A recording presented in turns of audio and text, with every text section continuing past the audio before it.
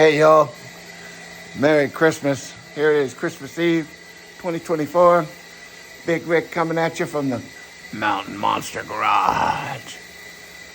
Anyway, hey, just fooling around out here. We're getting some rain. And you know what time it is. Time to do a little maintenance and stuff like that. But anyway, yeah. I swapped out the brakes on my Turbo Levo about a year ago to the Trem HS2 rotors. I had the 200 millimeter in the rear and 220 millimeter in the front. I recently went to 220 millimeter in the rear and put new pads, and the other Turbo Levo over there with my wife's. And being that it's a S3, it came with 200 millimeter rotors front and rear. So I just swapped out the front one to a 220 millimeter on her bike and put new brake pad, new tires. She's ready to go for the next year as far as rolling and stopping. She's set up. So, and same here. So I just replaced the rear, and I'm getting ready to refinish that rotor and swap out the pads on the front. And I got a new set of ASA guys hiding over here. Gonna be on front and rear. But anyway, that's another day, another story. Anyway, so being said that, then I have an extra 200 millimeter rotor laying around. So in my spare time, I've been working on it, taking all the glaze and the gouges out of it, the grooves out of it, and got it down pretty nice. Being that I was running the organic pad, the MTX Golds on it, it really didn't put a lot of grooves or deep grooves or heavy grooves or anything into the rotor. This side I barely hit it, like maybe 5 turns, and I realized I was working on the opposite side than I started. But anyway, so here we are. Well, this side's pretty good. You see a little bit. You can see a little bit of the groove in there with the glaze. But anyway, what we want to do here, you'll notice that the new finish is not directional. In other words, it doesn't go around the rotor. If you had this rotor on the bike and you just grabbed it with some sandpaper and spun it, you're not doing anything.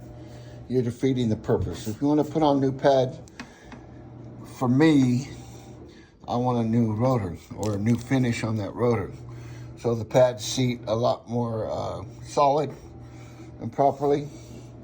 So here we are. I'm using 60 grit Gorilla paper or metal, and it's worked really well. So what I mean by non-directional, like I said, you don't want to spin the surface into it.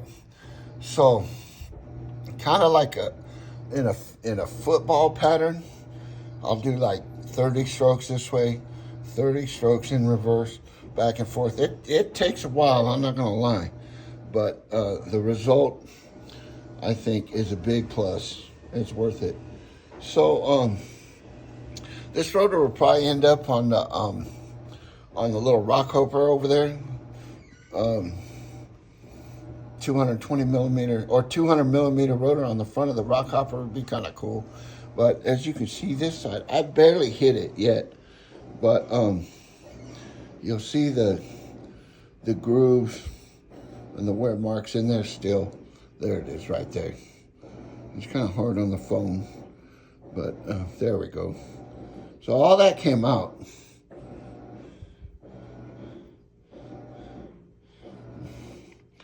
So we're ready for new pads. So that way the seat a lot more proper. This is a 180 millimeter rotor. Or another 200 millimeter rotor. And you can see this one's got some pretty good wear. This has been on the bike for 2 years with semi-metallic pads, and it just recently came off. This side's worse, look.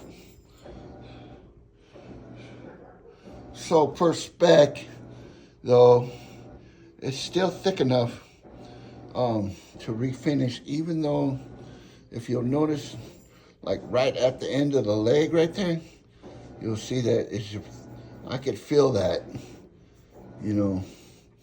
I probably won't save this one, but who knows? I got another one. These both came off the back of those bikes. So anyway, for the 200 millimeter, when I get time, I'm gonna go ahead and refinish this side, and I basically have another brand new HS2 200 millimeter rotor when I'm done. At $65 or whatever they are. I figured, why buy a new one, you know? So hey, if it helps you guys, or you got any comments, or you think of something that might help me, or something I'm doing wrong, please let me know, man. Love to hear from you. Anyway, like I said, hey, Merry Christmas, man. God bless you all, and have a Happy New Year. We'll see you next time on the Mountain Monster Garage.